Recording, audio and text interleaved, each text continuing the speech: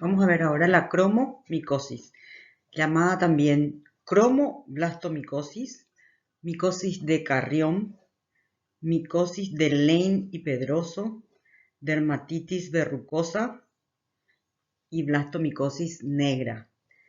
Sobre todo, blastomicosis negra es porque los agentes que producen esta micosis son hongos dematiáceos, o sea, de color negro. Fue vista por primera vez en Brasil en el año 1911 por Alexandrino Pedroso, pero solo fue informada recién en 1920 por Pedroso y Gómez.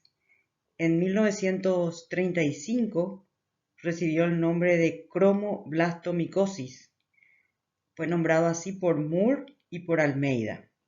Es una micosis, como todas las que estamos viendo, que afecta piel y tejido celular subcutáneo. El primer hongo que fue aislado de estas lesiones fue Fonseca pedrosoi, en nombre de Pedroso.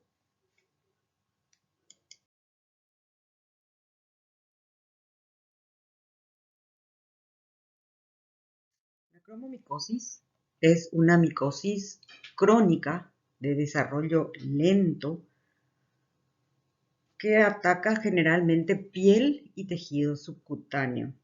Está caracterizada por la formación de nódulos y lesiones verrugosas y generalmente se localiza en los miembros inferiores, pero también pueden aparecer en manos, en brazos, se han descrito en glúteos, pabellón auricular, en el pecho y en el abdomen.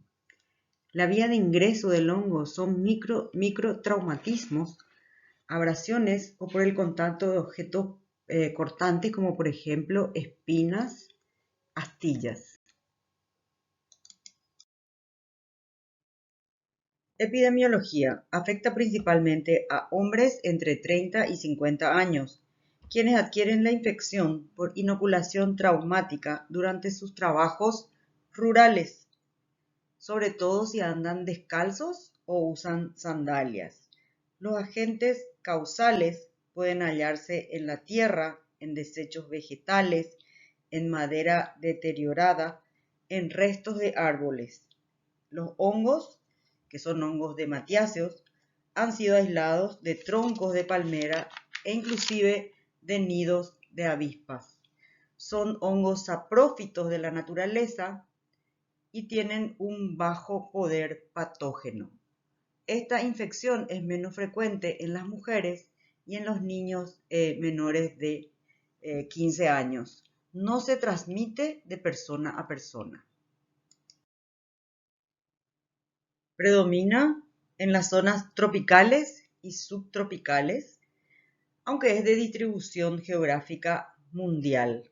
Así, ha sido aislado en zonas templadas también, como por ejemplo en Argentina, en Estados Unidos, en zonas frías como Finlandia, Rusia. En América, el país con mayor incidencia es Brasil y se lo puede encontrar con mucha frecuencia en la cuenca amazónica. En América Central, el país con mayor frecuencia de esta patología es Costa Rica. Es frecuente también encontrarlos en los desiertos secos de Australia, Sudáfrica y en el Caribe también, sobre todo en Cuba. En el Japón afecta a ambos sexos por igual. En Sudáfrica predomina en mujeres. En Brasil predomina en varones con una relación de 4:1. En nuestro país ha sido descrita en la mayoría de los casos en la región oriental. Este es un trabajo del año 2015 que se presentó en un congreso donde se encontraron casos de cromomicosis en Cazapá, en la región central, en San Pedro, en Cordillera, en Caguazú y en Paraguarí. Y solamente hubo un caso de la región occidental en el departamento de Boquerón.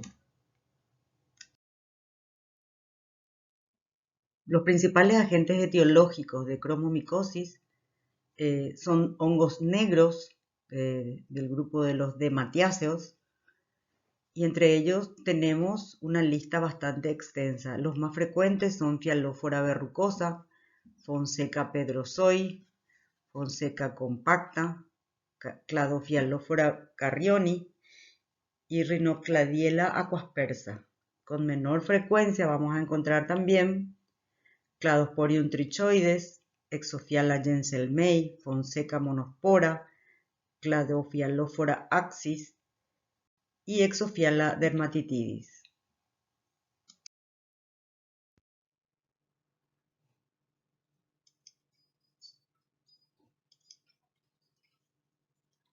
Patogenia. La penetración del hongo se produce por microtraumatismos, por espinas o astillas. Rara vez puede ser reconocido el traumatismo debido a la lenta evolución de la enfermedad. Transcurrido aproximadamente 40 días, la lesión se inicia con una pápula o nódulo eritematoso y el hongo progresa por contigüidad invadiendo piel y tejido celular subcutáneo. La infección avanza lentamente en el transcurso de meses o años. En la lesión, el hongo se manifiesta como, acá vemos en los tejidos, como células fumagoides o corpúsculos fumagoides. Una de las alteraciones que se ha descrito en esta enfermedad es un defecto de la inmunidad adquirida. Hay un desequilibrio entre las células Th1 y una menor eficacia de la respuesta Th2. La respuesta humoral involucra a IgM e IgA. Hay altos niveles de IgM debido a la lenta degradación del hongo. La melanina es un factor de virulencia muy importante porque interfiere en la activación del complemento. También produce la disminución de la susceptibilidad del hongo a los antifúngicos y protege indirectamente al mismo de los radicales libres y el subsecuente daño oxidativo. Esto no permite que los macrófagos puedan eliminar eficazmente al hongo, que sigue desarrollándose en su interior. De esta manera se explica el curso crónico de la enfermedad. Se suelen originar un pequeño número de lesiones satélites producidas por la diseminación linfática o por autoinoculación.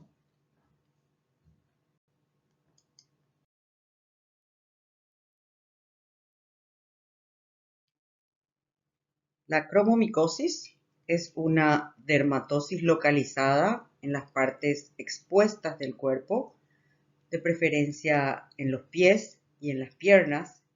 Le siguen en orden de frecuencia los miembros superiores y el dorso. Es habitualmente unilateral, de evolución crónica, que compromete epidermis, dermis, tejido celular subcutáneo, los vasos linfáticos superficiales, progresa generalmente por contigüidad y en raros casos lo hace por vía linfática o hemática.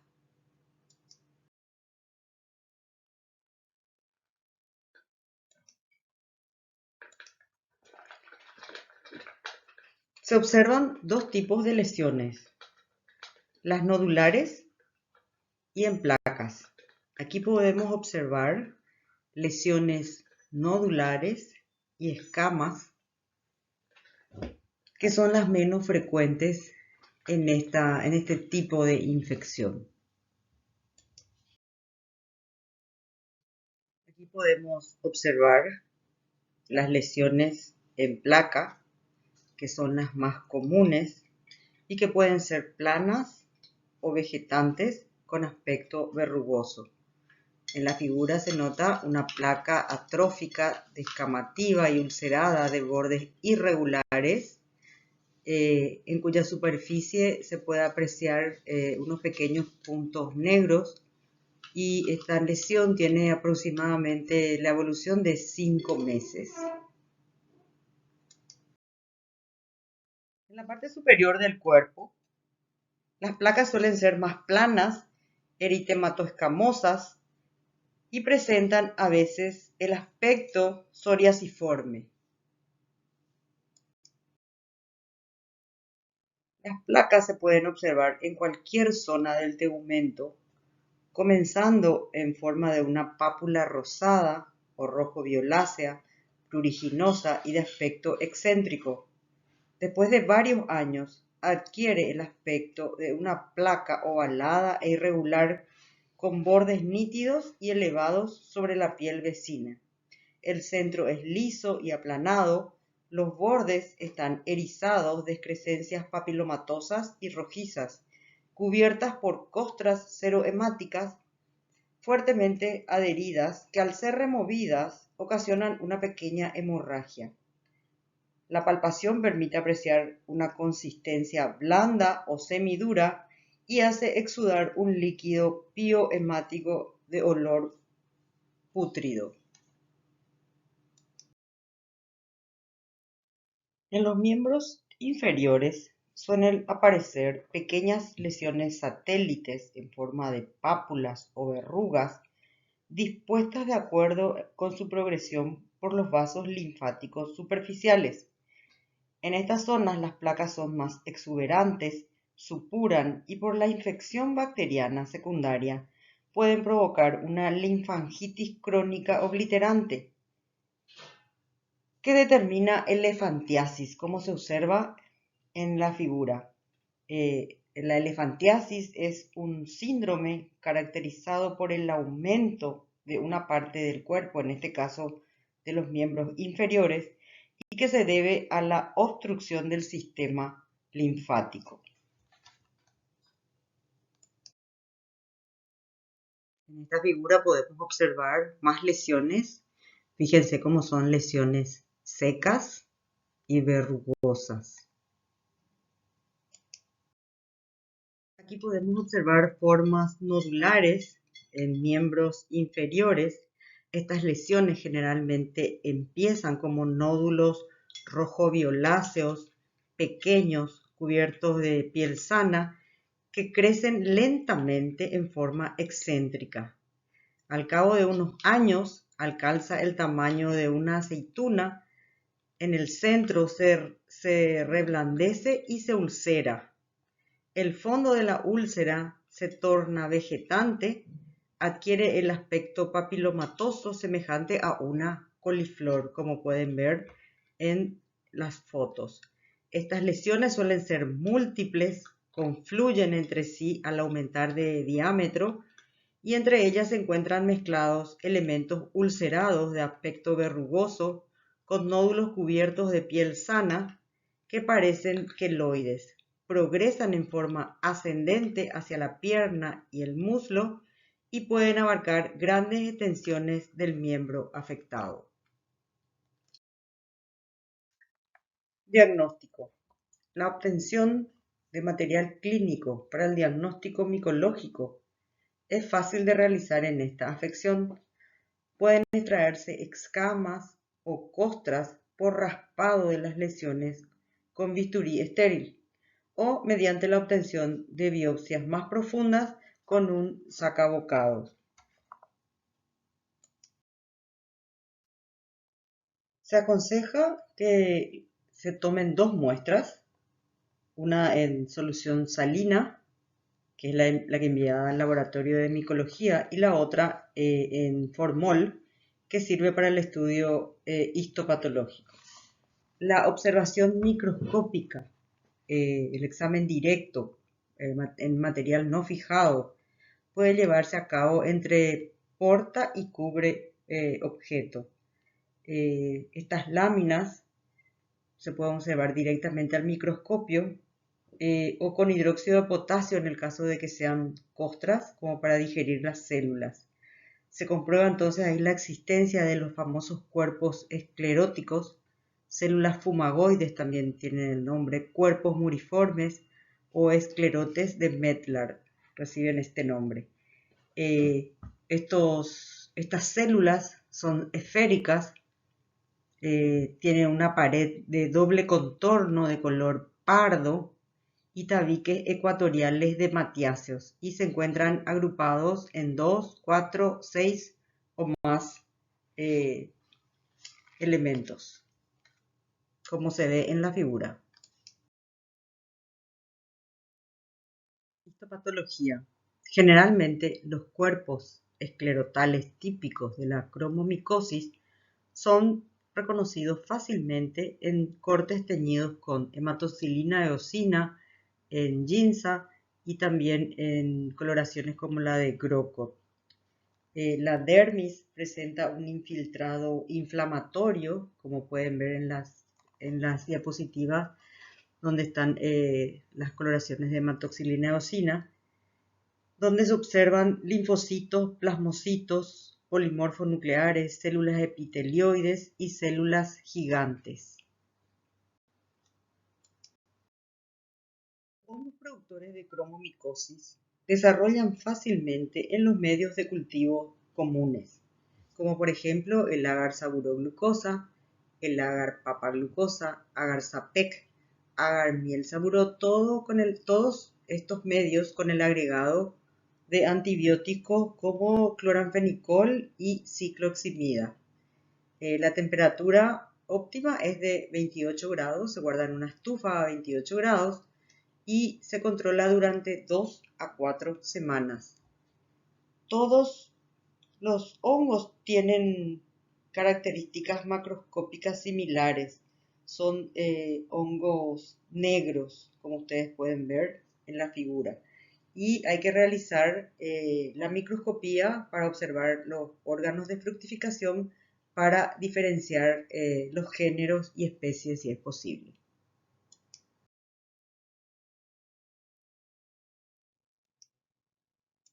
Principales agentes etiológicos de cromomicosis. Los agentes más frecuentemente aislados son los del complejo Fonseca. Las colonias crecen lentamente, aquí vemos las colonias del complejo Fonseca, son de desarrollo lento, de color negro y de aspecto aterciopelado. Al observar estas colonias al microscopio, vamos a observar hifas pardas y alinas septadas que contienen conidióforos, estos son los conidióforos, que pueden ser uni o bicelulares, acá, estos son bicelulares, que llevan conidios solos o en cadenas cortas y estas cadenas pueden ramificarse eventualmente. Hodge y colaboradores revisaron el género en base a los datos de secuenciación de ITS y actualmente se reconocen 3 especies en los seres humanos: Fonseca monospora, Fonseca nubica y Fonseca pedrosoi, que son indistinguibles por los métodos tradicionales. Solamente pueden diferenciarse por métodos moleculares.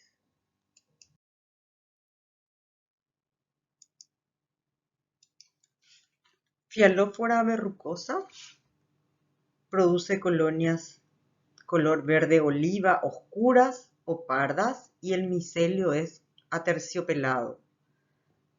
Al microscopio se observan hifas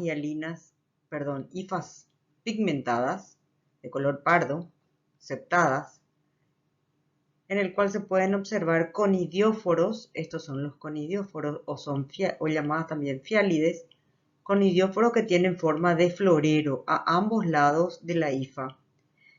Estos conidióforos tienen una zona estrecha, acá se ve,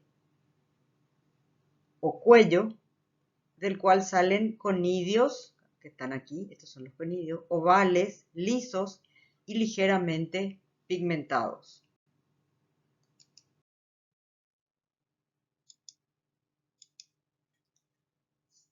Cladofialófora carrioni, otro de los agentes frecuentes de cromomicosis, produce colonias de crecimiento lento, como podemos observar acá en la figura.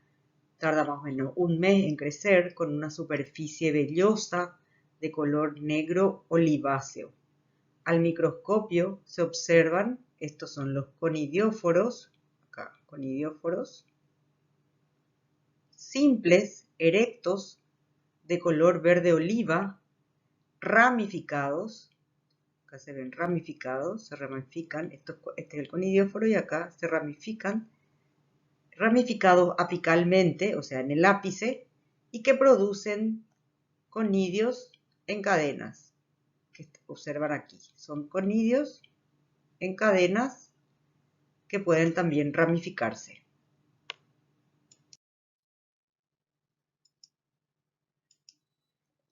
Rhinocladiela aquaspersa produce colonias de crecimiento lento, aterciopelado, planas, de color verde oscuro. En el microscopio vamos a observar conidióforos. Estos son los conidióforos. Se observan hifas pigmentadas, septadas. Estas son las hifas. De estos conidióforos se desarrollan las conidias en forma sinfodial que tienen forma de elíptica, tienen forma elipsoide. Estas son las conidias que van a ambos lados del conidióforo.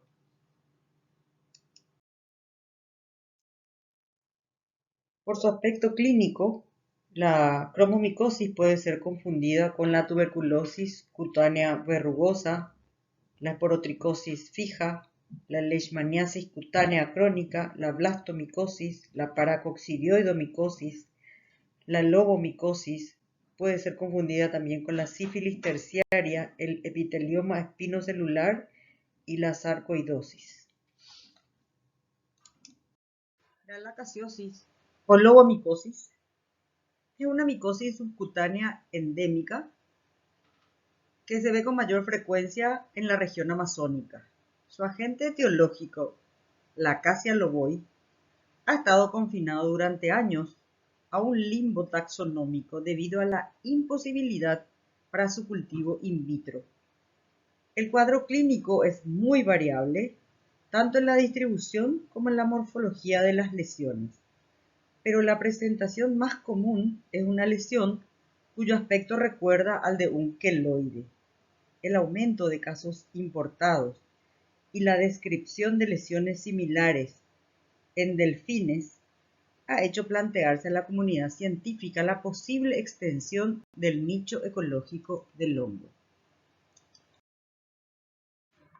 Haciendo un poco de historia, la enfermedad fue descubierta por Jorge Lobo en Brasil en el año 1931 en un indígena de 52 años de edad en el Valle de Amazonas.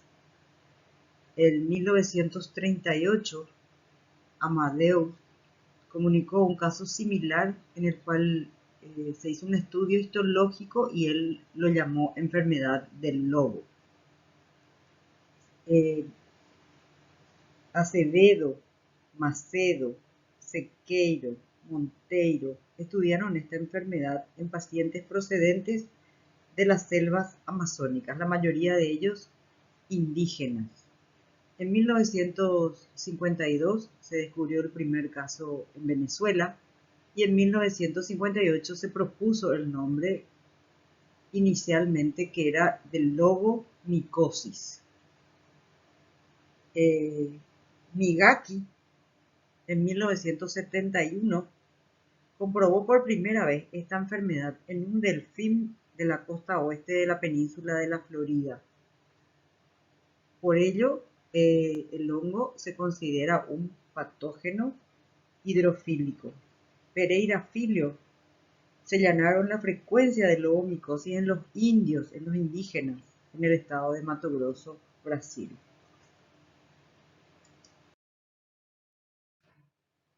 Ha recibido numerosos nombres, como por ejemplo enfermedad de Jorge Lobo, el nombre al que lo descubrió por primera vez, pseudolepra, lepra de los Cayabi, blastomicosis amazónica, blastomicosis queloidiana, y el último que es, y el actual que es lacasiosis. Se ignora el hábitat de la Acacia loboy. Se considera probablemente una enfermedad relacionada con el ambiente marítimo, ya que las zonas endémicas se caracterizan por una elevada pluviometría anual, temperaturas medias anuales de más de 24 grados y abundantes cursos de agua. La existencia de esta micosis en los delfines refuerza la presunción del hábitat acuático. Por el momento, los casos descritos son prácticamente todos de Latinoamérica y la mayoría de ellos proviene del valle del Amazonas, en la cuenca de los ríos Amazonas y Orinoco.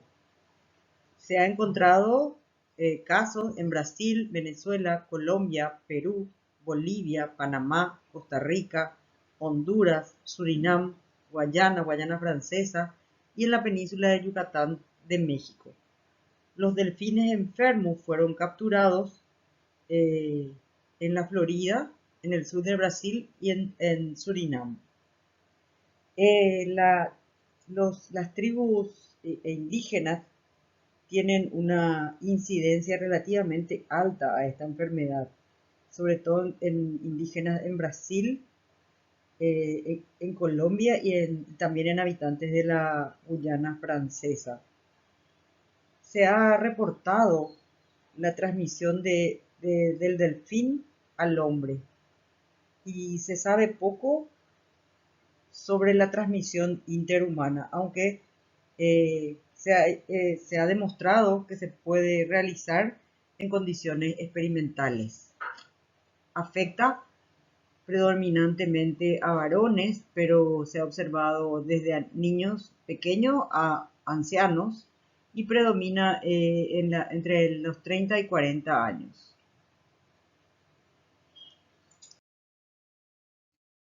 La caza del loboy no ha sido aislada de la naturaleza y no se ha conseguido su desarrollo in vitro. En los tejidos aparecen como elementos esféricos brotantes con una pared celular gruesa de doble contorno y su tamaño es habitualmente muy uniforme. Su abundancia en los tejidos es muy llamativa y forma cadenas de 3 a 20 elementos por brotes sucesivos. Las células quedan unidas por conexiones tubulares.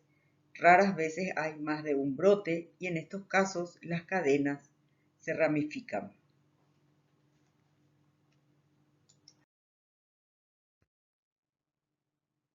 Etiopatogenia. Se tienen suficientes pruebas para aceptar que la piel es la puerta de entrada de esta micosis. El periodo de incubación es prolongado y suele abarcar 1 o 2 años. Una vez instaladas, las lesiones se caracterizan por su ubicación exclusivamente cutánea, a veces con afectación ganglionar satélite y ausencia de compromiso visceral. La presentación del estado general y evolución crónica son características de esta micosis. Prefiere los lugares más fríos de las zonas del organismo.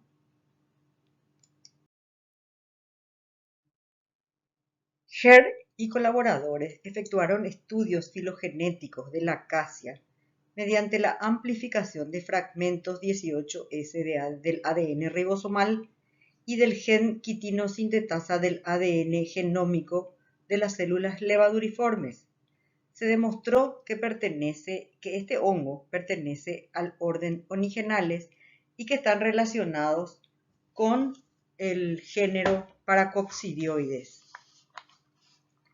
Los niveles de inmunoglobulinas en estos pacientes son normales y sus sueros presentan reacciones cruzadas con el antígeno GP43 del complejo Paracoccidioides brasiliensis.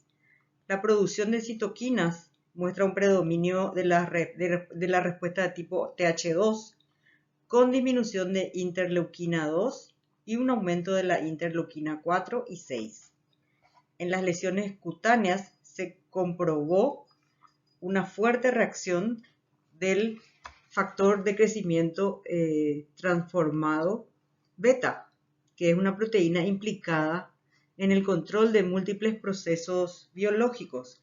Esta proteína, además de otra proteína de transmembrana de 110 kilodaltons, fue encontrada en los macrófagos. Esto explica la evolución crónica de la enfermedad, la abundancia de los hongos parásitos y la incapacidad de los macrófagos para alisarlos. Este factor de crecimiento transformado beta es responsable de la proliferación de fibras colágenas en las lesiones y su evolución hacia la fibrosis. Cuadro clínico. En general, los pacientes consultan varios meses o años después de la aparición de las primeras lesiones. Estas ocasionan prurito o ardor en las fases iniciales. Son lesiones queloides que se caracterizan por un crecimiento tumoral lento con tendencia a confluir formando placas localizadas en áreas de piel expuesta, como por ejemplo miembros inferiores y superiores y pabellón de la oreja. Las lesiones pueden sufrir modificaciones que conducen a un cuadro clínico más polimorfo, mostrando lesiones ulceradas, infiltrativas, verrucosas o que se comportan en forma similar a una goma.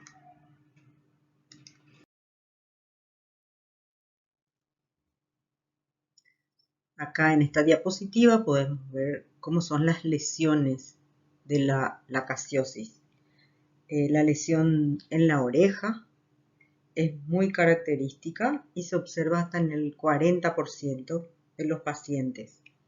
Se observan como masas de aspecto queloide, son lisas, parduzcas o eritematosas, o a veces son verrugosas nodulares. Las lesiones infiltrativas son generalmente elevadas, en forma de placas con bordes nítidos y cubiertas de piel de aspecto normal. Las lesiones verrugosas o vegetantes se parecen mucho a la cromomicosis y muestran un aspecto de placas salientes e hiperqueratósicas. Bueno, como ya habíamos dicho, es una infección que permanece localizada a la piel y el tejido subcutáneo y no afecta generalmente ningún otro órgano o víscera.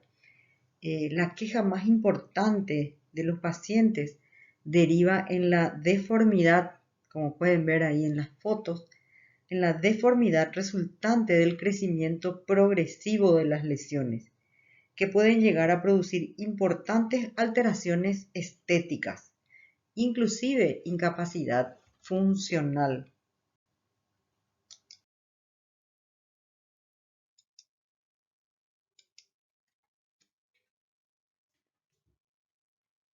La historia clínica y el examen físico son muy importantes. El diagnóstico etiológico puede hacerse por escarificación o biopsia de las lesiones. Debido a la abundancia de los hongos parásitos, ambos procedimientos son útiles. La escarificación debe realizarse de forma semejante a la que se practica en los lepromas. Se toma la lesión con los dedos para producir una ligera isquemia de la zona, se abre una incisión con el bisturí hasta la dermis, se raspan los bordes de la herida y la secreción obtenida se extiende sobre un portaobjeto. El examen microscópico puede hacerse en fresco entre porta y cubre objetos, como vemos acá en la figura superior. Este es un examen directo entre porta y cubre, donde se ven las células levaduriformes que pueden tener una unión entre ellas. El examen microscópico además puede realizarse.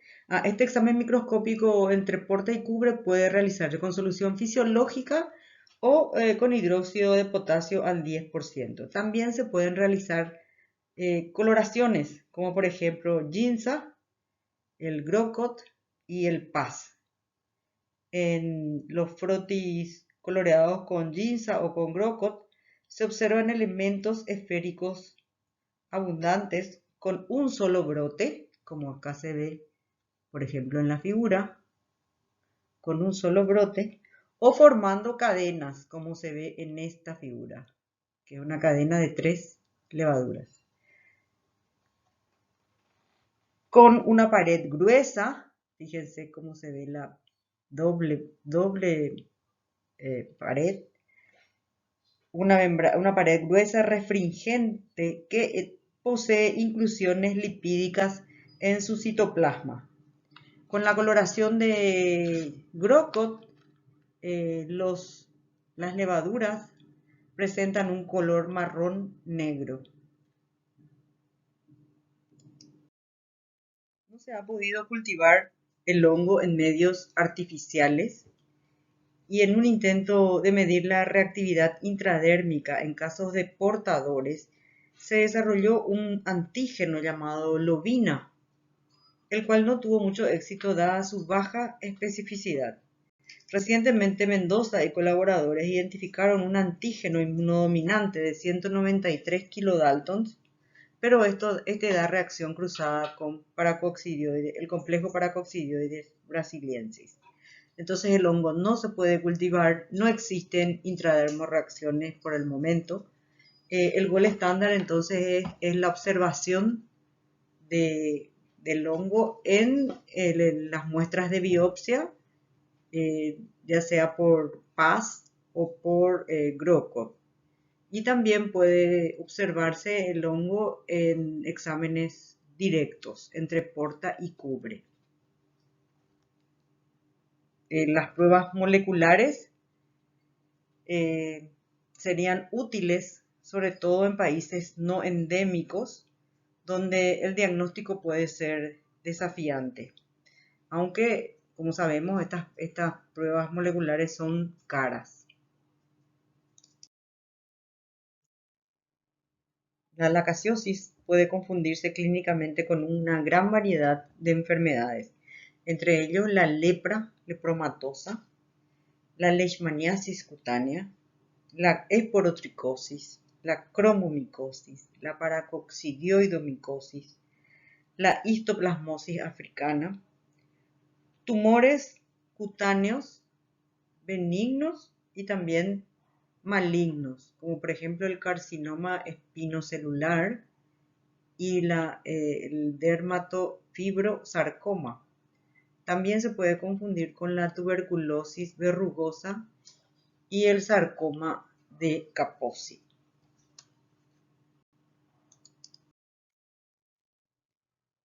Profilaxis. Se recomiendan medidas higiénicas en el cuidado de las heridas y también medidas de protección en el contacto con animales, sobre todo con delfines. El pronóstico de la enfermedad es bueno, es una enfermedad benigna, pero puede causar daño estético e incapacidad funcional. No existe tratamiento efectivo. Han habido muchos intentos para curar la enfermedad, pero pocos resultados satisfactorios. No responde bien a los antifúngicos esta enfermedad. Y la solución, sobre todo para las lesiones localizadas, es la cirugía, es la escisión local de las lesiones.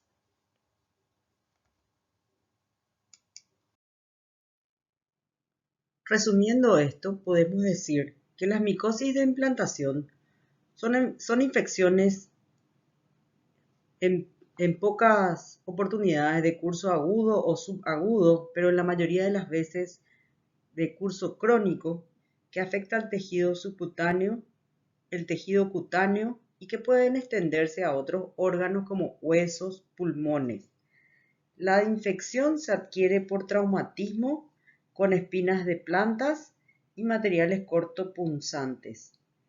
La más frecuente es la esporotricosis, seguido del micetoma y por último de la cromomicosis.